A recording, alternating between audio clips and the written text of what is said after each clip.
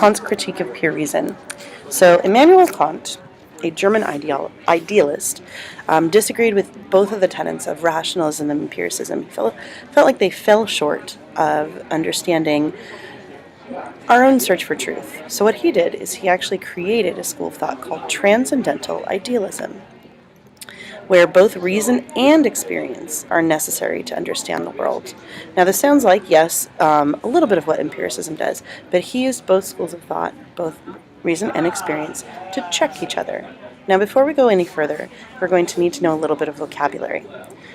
So first up, we have a priori knowledge. Now this is knowledge from pure reason, so before experience, hence priori. We also have a posteriori knowledge, which is knowledge after experience, as you probably guessed. Posteriori. We also have an echo of an idea we've seen before. Phenomena, which is the appearance of things, and noumena, which is the actual world. You should recognize this from Plato's theory of forms, as well as from the Hindu sense of self. And please pardon my German pronunciation on this next piece, but we have das Ding an sich, which translates to the thing itself. Now this is at the core of Kant's idea, essentially that we can never understand the thing itself. We can't understand the noumena because of our limited senses of reasoning. This is going to be explained on our next slide. So, he called these limitations lenses. For the purpose of this visual, I made them into glasses. These are irremovable glasses that shape all of the information we know and receive about the world. The first being our sense of space.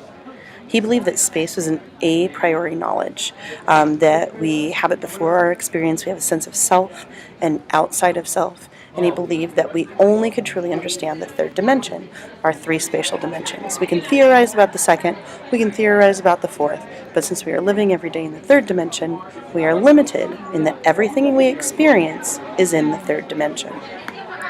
Continuing right along. These are not the only lenses we have. Our second pair of lenses relates closely to space. It's actually time. Kant theorized that we cannot experience time directly. We only experience a moment at a time, and we only know that time has passed because of changes. For example, if someone shifts in their chair, you know time has passed. You know time has passed because, for example, my hair has gone gray over the course of teaching. We can only experience one moment at a time, so we don't know what it's like to experience all of time at the same time. We also only know time in a linear fashion. It moves in one direction. In addition to time, we also have a few other lenses that are best when compared to both space and time. Substance is our next lens.